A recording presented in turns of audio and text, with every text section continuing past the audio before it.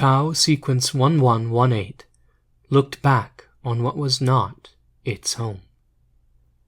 So far.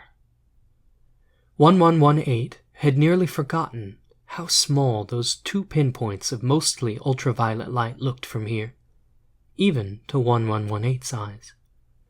Once, 1118 had been known to the inheritors as Seer, much to its chagrin. It preferred the humble truth of its numbers. Of course, that had been during the inheritors' last failed ascension.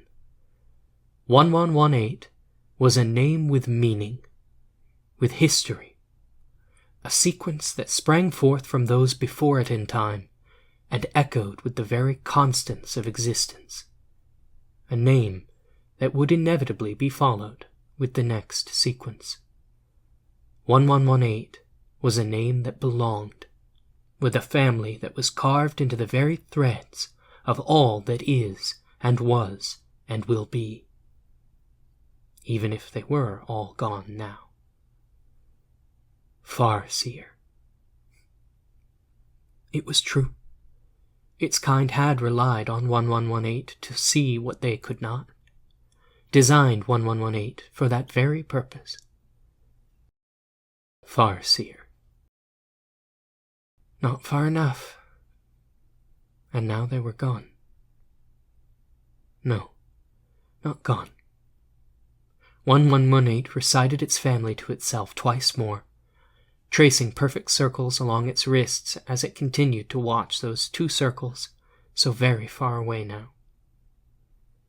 The inheritors had once reached the sophistication to posit that the Tau had been their shapers, and that they had come from those 2 distant circles.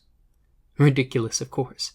In this iteration, they were 39.2421 light-years away from what the inheritors had taken to calling Orus, Sol, Auric, and other names. So many languages to compensate for their disability. So resourceful. That was much too far a distance for even the Tau to traverse. But in the Tau's iteration, the distance was a much more manageable 2.2 light-years. No, those were not 1118's beloved stars. But they were close. Several billion years younger here, and lacking many of the metals more juvenile species require. They would have to do. If the Seer had seen far enough, they'd be the last stars it would ever see. 1118 chuckled bitterly at the thought, and returned its attention to the planet below.